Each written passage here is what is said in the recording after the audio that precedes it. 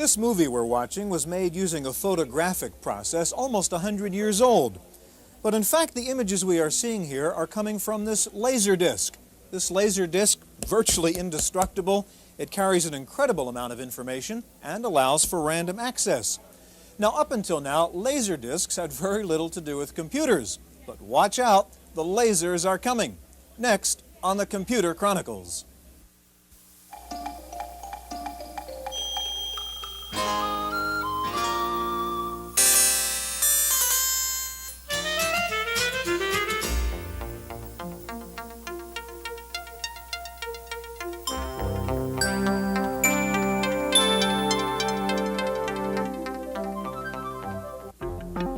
The Computer Chronicles is brought to you in part by McGraw-Hill, publishers of Popular Computing, the magazine that gives readers an understanding of the technology and applications of microcomputers and software in office, home, and classroom. Popular Computing, the authoritative microcomputer magazine from McGraw-Hill.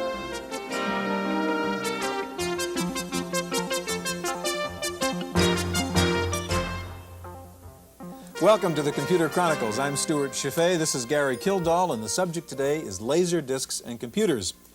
Gary, we're watching this movie on a video disc player here, which some people would consider high technology, but the fact of the matter is this is a dinosaur. It's been a flop. They're not even making it anymore. How then is it that we can be talking about this great future of video discs and computers? Well, this is built like a phonograph record. It has a stylus and grooves, and RCA built this to compete with the video cassette recorder market. Now, the phenomenal success of VCRs really led to the demise of this particular player, but laser storage is completely different. It starts with movies and it leads to computer-controlled video, write-once devices, and phenomenal storage densities for digital storage in a computer. It's my favorite subject right now. Okay, we've got some spectacular examples of the marriage of laser discs and computers for you, looking at games, graphics, and data storage. First, let's take a look at the background, the technology of optical storage in this report. About the only similarities between optical and magnetic storage disks are their shape and the fact that they both feature random access of data. But the big difference is just how much data can be stored on each side of a 12-inch laser disc, 1 billion bytes, or about 50 to 20,000 pages of text. The enormous capacity of this medium does not come without some disadvantages, at least for the present. Laser discs are restricted to read-only or write-once-only applications, and their initial mastering costs are very high. Because the information spots are incredibly minute, about 1/10 the size of a particle of cigarette smoke, they must be produced in a clean room environment, much like that of a chip factory. The base material of the disc is polished glass, sealed with layers of coatings. A high-intensity laser beam is focused through an objective lens to mark the coating in small pits or bubbles, forming the digital code later read back by a low-energy laser. Like the technique used to make phonograph records, a master disc is struck from which a series of plates are formed. These are the molds for making copies. While the image source can vary, the disc stores information by scanning it, much like a television camera. An image gateway compresses the picture and enhances it for retrieval. With a high-resolution monitor, an excellent image can be recalled from thousands in storage in about 8 seconds. The ubiquitous floppy disk is not yet an endangered species, but users might want to remember this. One 5-inch laser disc can store as much information as 2,000 floppies.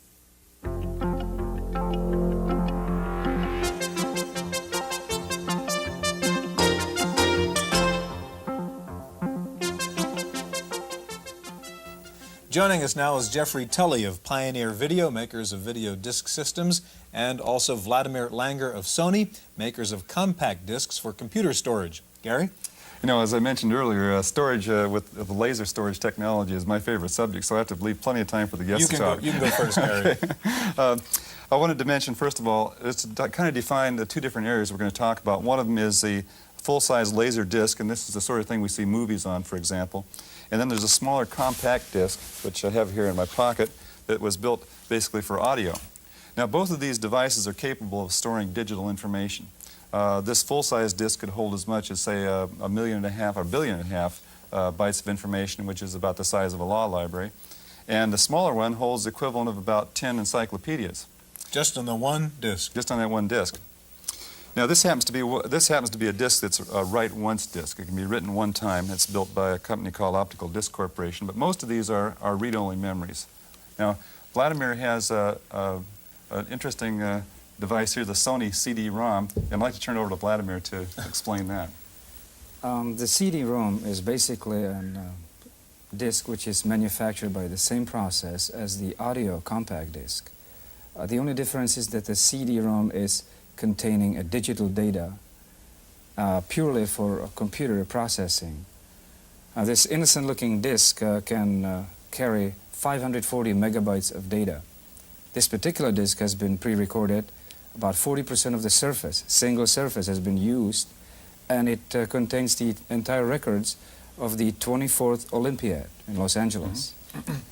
Now what about the drive that holds this? What are the characteristics of that particular drive? The particular drive is just a very simple mechanism, again identical to the consumer already popular item, the CD compact disc. It's packaged in a 5 1/4 inch floppy format, which is a box of about 8 inches deep. So it looks about like the floppy drive that you normally see on a small personal computer thing. Exactly. Now what about the price? It seems like it'd be very low price if we were talking about basically the same mechanism then as a computer, as a compact disc. Obviously this item is going to be marketed in the OEM market, which will be, then the product will be incorporated in other manufacturer product. We're talking about 50 cents a megabyte. So the cost is not in the technology, but it's mostly in the information that's stored on that device. Exactly. When, Vladimir, are we going to see a computer with this compact disc storage system in it? We're making the evaluation units available first quarter of 1985, and we expect to have a few major customers by mid-85. So we'll see them actually in computer systems probably in the latter part of this next year. Year. And the major advantage, again, over magnetic storage? The major advantage, of course, is that it's virtually indestructible, and it's removable, which is gives a system user tremendous value. Today, the high-capacity discs are basically captive. The Winchester type of generation, they're sealed in a pure environment. This is a diskette which can be basically mishandled and still be perfect. Right. Now, even though this is a read-only device, its main purpose is really as a source of information rather than one that's going to be used for, say, archiving or backing up data from a main part of the computer system. Right? I think that the market still is defining its application, but there's a tremendous opportunity. This particular product has caused a tremendous excitement in the Library of Congress or various publishers. The educational market is, of course, been anticipating a tremendous growth and need for high-capacity devices. It could really change the whole printing industry. Absolutely. Let's turn to Jeff now. You've got all this wonderful, exciting-looking stuff here, and give me a description of what your system is. Okay. Of course, you've talked a bit about the laser video disc player that can play movies. That's one of the components here, the system. The second part here is a microcomputer, which is currently marketed by Pioneer in Japan. It's a format referred to as MSX, which is a software and hardware standard that a number of Japanese manufacturers have adopted. The unique features of Pioneer's version, however, is that it has built into it not only a Z80 processor and a graphics processing chip, a keyboard, of course, and memory, a cartridge slot for plugging in game programs, but it also has a connector on the back which plugs directly into the video disc player. It's also taking video signals which come from the video disc player and combining the computer graphics and the video disc imagery on the screen.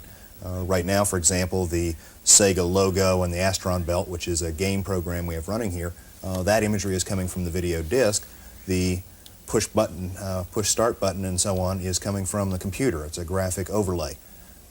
And in fact, before we began talking here, we loaded the program which controls this game also from the video disc. It's on the Audio 2 channel in a format very similar to what other computers in the home would use an audio cassette. So you don't have to have a read-only memory cartridge on this or a cassette or a floppy disk. The data comes right off of the disk itself. Right? That's right. So for distribution of games or conceivably educational programs and that kind of thing, You are able to bring in all of the things that one would normally have with a computer, the computer graphics and so on, but you can now also bring motion and still frame pictures that are full television quality, and even combine those two on the screen Okay, together. Jeff, before we run out of time, I want you to push start button like I'm telling you to do, and let's see what this looks like. All right. And tell us what you're doing as you do it. All right, we'll bring the audio up here from coming through the computer, and you're seeing the spaceship move on the screen, which is under my control. That's a computer-generated graphic. The background spaceships and the sound effects, the firing sound effects, are computer-generated. The zooming sounds of the spaceships, when you hear them, are coming from the video disc. Now, one of the major advantages here is not that this is not just a linear movie that's playing, that the computer can actually go back and play sequences, replay sequences, and make branching decisions and play a segment that is not in the... Right. As a matter of fact, you'll notice order. here when I got shot that the shot coming from the spaceship was computer-generated, so that scene could be played with or without an aggressive enemy. He may move as a passive target, or I may be able to shoot at him depending on which level of the game I'm playing at, the level of difficulty. Now, this is showing us a game application, but there are hundreds of other applications where this kind of a computer system is hooked up with a video disc. For example, I guess educational applications would be one area. Have you had any experience with that so far?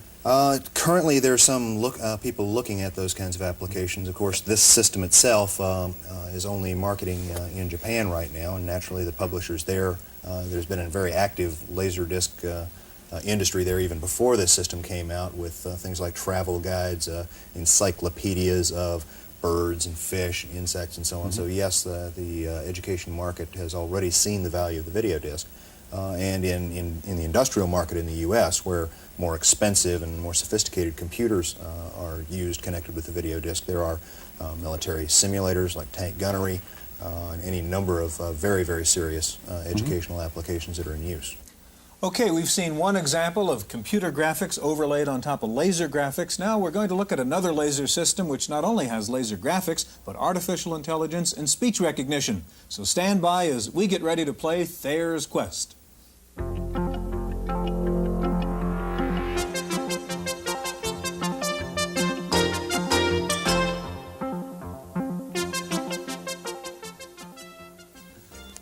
Joining us now is Rick Dyer. Rick is president of RDI Video Systems, and Rick was the one responsible for Dragon's Lair. And joining Rick is Jay Eagle, executive vice president of Proton, and Jay is involved with the audio and video elements of Halcyon, an incredible new system we're going to see in just a moment. Before we get to Halcyon, though, we're going to take a look at another cutting-edge application of laser discs and computers, and Wendy Woods has the report. Calling all cards, calling all cards, calling all cards, calling all cards. You're looking at the world's first interactive video art game, created by artist Lynn Hirschman. Lorna is about a woman with agoraphobia who hasn't left her house in 20 years. She watches a lot of television, and in manipulating the video, the viewer begins to sense the repetitive and repressed nature of her life. Well, I think that video disc as a technology is really exciting because of the interactivity and the ability of a participant or a viewer to become active by playing with the technology. Lynn Hirschman is among the first artists to explore the Laserdisc as a creative medium. That's because the barriers of cost and availability of Laserdiscs have locked many others out. I think as these things happen and people see what the possibilities are and how exciting a medium it really is and how much truer a cut of reality it'll present, more people will do it, and you know, more of an audience will evolve. It always takes time. But then, again, being the first and being pioneering is real exciting, so you get that payoff, too. Reporting for the Computer Chronicles, I'm Wendy Woods. Stuart, what do you become, an airline pilot, or what is this piece of headgear you have? No, actually, I'm about to communicate with this machine, Halcyon, we have out here. And you get these guys to explain it, and then I'll talk to it. Good. Well, so far, we've talked about two uses of laser storage technology. One is in video, in a shoot-'em-up style game. The second one was in mass storage with the CD-ROM. Rick has had a machine under development here for some time that I read about in the technical press called the Halcyon, and I'd like to have him explain to us what he's got. Halcyon is basically, well, it's hard to communicate to the people that have never seen the product because there's nothing to relate to it. I guess the best way would be to use, if you remember the movie 2001: A Space Odyssey, there was a computer in that movie called Hal. And with Hal, you were able to talk to Hal. Hal could talk back to you. Hal would recognize your voice and say your name. Hal had intelligence, he could learn, and he could control functions within his environment, and that's what Halcyon's all about.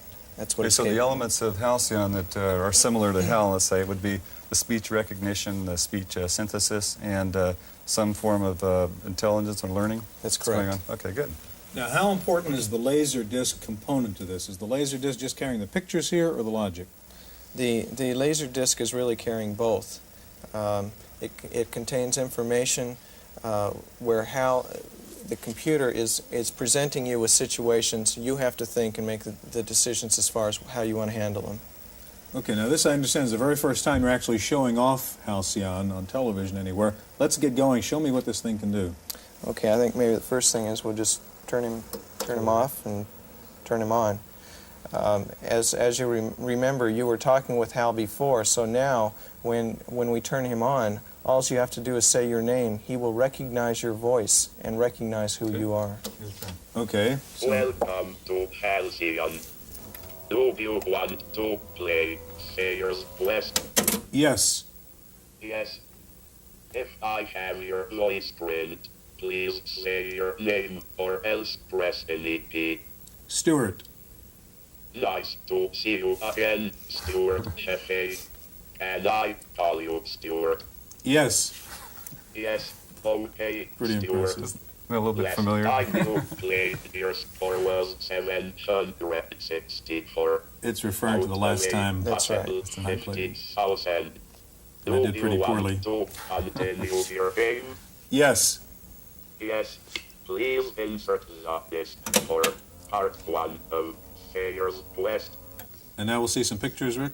You'll continue right where you left off. Okay, now what you've done is really combine some technologies that have really been around. You've got the recognition of speech, trainable speech recognizer is something that's available today, and also the speech synthesis is also something that's available. So you've combined in a package here that really makes a story and what is that unique part of it?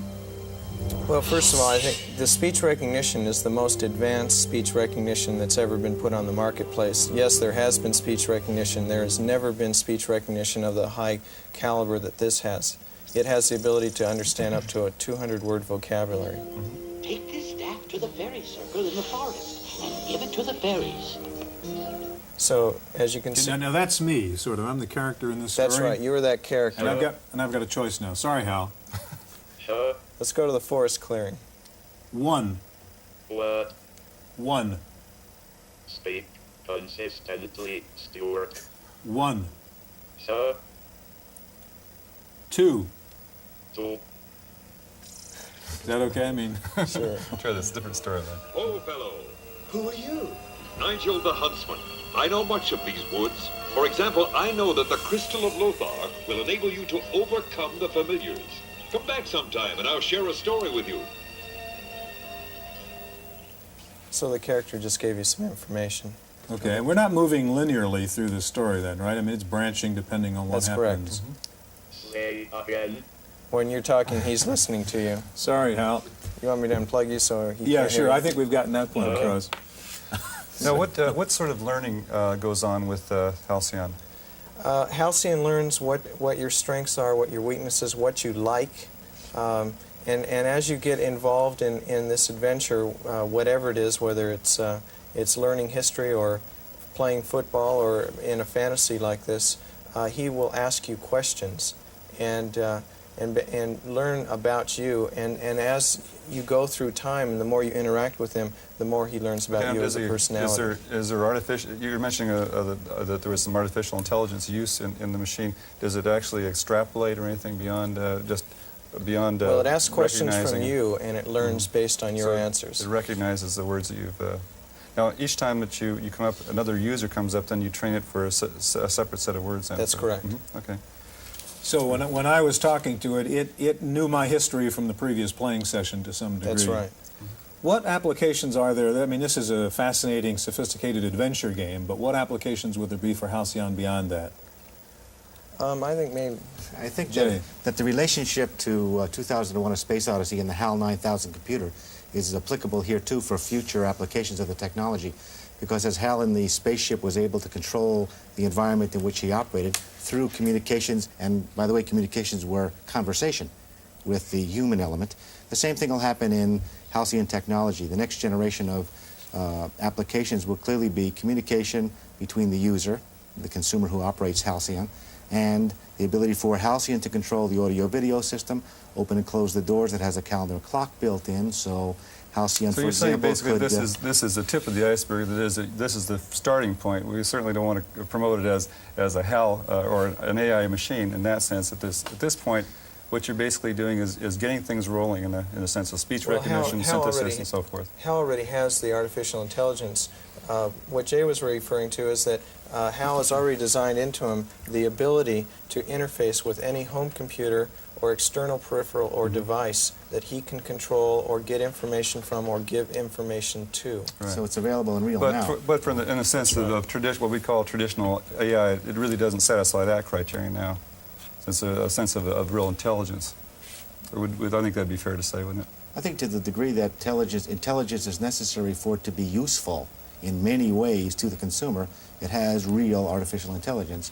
And in fact, to the point where what we typically think of as a robot, which is a little creature that goes around on wheels and sweeps dust off that kind of picture of a robot, this is a true robot. It serves the user in any number of ways that you choose to have it control or help you control your environment through conversation. That's the best kind of robot. It's without wheels. It's a real good starting point. It's a very impressive machine. Briefly, we have about 30 seconds. There's a history application you have on this. Explain that, Rick. The history is Voyage to the New World. It's about the history of John Cabot, who lived in 1498. But you learn history by going back in time and actually becoming a part. You go on. You are on the ship. Okay, pretty fascinating stuff. Halcyon, we'll play with you and talk with you later. Now, how far will laser discs and computer technology go? We have some thoughts from commentator Paul Schindler. How far are laser discs going? Well, this one is going to go into my compact disc player. I'm replacing my records with compact discs just as quickly as I can. And when laser discs become available as a computer peripheral, I'm going to start replacing my floppies. If you'd like a peek into the future of laser discs in the computer business, have a look at what compact discs are doing to the record business now. Let me show you. This is my current Brandenburg Concertos. It's an LP. There's a lot of noise on there besides the music. It's bulky. If I get my fingers on it, I ruin it, and it's only got 30 minutes of music on a side. This is my new compact disc version. And what a great name. It's so compact. Bach never sounded better. It's got an hour's worth of music. It doesn't matter if I put my fingers on it. Now, this is the floppy disk that we're all familiar with. It's just like the LP. You can wear it out. If you get your fingers on it, you're going to ruin it. I think laser discs are going to do to floppies what compact discs are doing to records, and that is to say it's going to replace them. But you can't write on a compact disc, you say. Well, by the 1990s, read-write laser disc units are going to make floppy disks just about as popular as punched paper tape is today. That's my opinion. I'm Paul Schindler.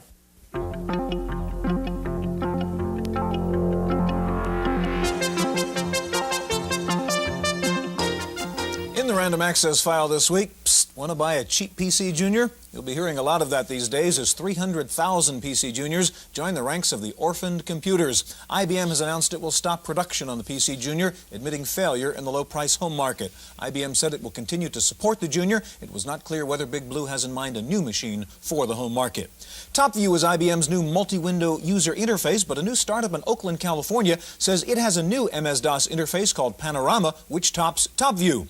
A company called Dynamical Systems claims its new Panorama interface runs faster than TopView, can handle 10 times more windows, and uses up only half the memory. Since IBM has refused to license TopView to clone manufacturers, Panorama may be the answer for the compatibles seeking to stay competitive with the new IBM environment. Meanwhile, IBM is continuing its push into the software field with the entry of 22 new programs, all priced under $150, most priced under $20. The Japanese have finally agreed to protect U.S. software Japan's computer industry had been holding out for only a 15-year copyright term and a compulsory license to Japanese companies. However, the new proposal allows for a 50-year software copyright in Japan with only limited domestic copying rights. The Japanese have been talking quite a bit about fifth-generation computers and parallel processing as a way to improve computer power, but the good old USA has announced two of the first prototype parallel processing machines. IBM has unveiled an experimental computer called the Yorktown Simulation Engine, which uses 512 microprocessors, and Intel has announced its first concurrent computer using 256 microprocessors. Both machines are experimental. What may be the world's largest supercomputer center will be built at the NASA Ames Research Facility in Mountain View, California. NASA says the machines will be used to design spacecraft and study the universe. NASA officials say that within 2 years it will have supercomputers running 10 times faster than anything known today. If you like to run fast, Paul Schindler's back with a look at a program called Coach. That's the sign for steel, and that means it's time to run, and I've got just the software package to help runners. It's called Be Your Own Coach, and it produces a workout schedule for runners that's sound and healthy. As a native Oregonian, I've got to tell you, this package was written in the running capital of the world, Eugene, Oregon. It gives you a choice of 6 different running programs depending on your objectives. You tell it how far you run, how fast, and what your heart rate is. Be Your Own Coach tells you how far you should run, how fast you should run, and how many calories you're burning. Now, keep in mind, this program is for serious runners. If you get up every day and run the same 2 miles, it's not for you. But it can help manage a serious running program. Now, take a good look at this opening screen. It's the last color you're going to see. This is a serious, no-frills program. The entry screens are nothing fancy, like Joe Friday says, just the facts, ma'am, and the graphics are nothing to write home about. All this program does is help you. I like Be Your Own Coach. PCs should be helpful. The IBM PC and Apple versions of Be Your Own Coach cost $50. The Commodore version is $39 from Avant-Garde in Eugene, Oregon. For Random Access, I'm Paul Schindler. By the way, the Keep Fit set seems to have just discovered computers. Both the March issues of Run and Running World magazines feature reviews of running and exercise software. One of those reviewed features aerobic music and exercising stick figures, perfect if you like to work out but don't like watching Jane Fonda. Kodak is continuing its move from the chemical world to the magnetic world. Kodak announced this past week its plans to acquire Verbatim, the floppy disk manufacturer. Kodak had been selling disks made by Dyson. Does conversion to computers in your business eliminate jobs? Apparently not, according to a new study by a Menlo Park firm. The study showed that of firms recently converting to computers, 58% did not cut staff, and in fact 12% had to add staff. Finally, computers are showing up in an unlikely area, rock music. The new trendy thing is for rock groups to travel on the road with computers. Compacts, NECs, and PCs have been spotted in the dressing rooms of Rick Springfield, Todd Rundgren, Styx, Jefferson Starship, Journey, and Tina Turner. The computers are used to handle tour costs, travel arrangements, and for research on local radio stations. Now, if they would only get the computers to write the music, or do they? That's it for this week's Chronicles. See you next time. The Computer Chronicles was brought to you in part by McGraw-Hill, publishers of Popular Computing, the magazine that gives readers an understanding of the technology and applications of microcomputers and software in office, home, and classroom.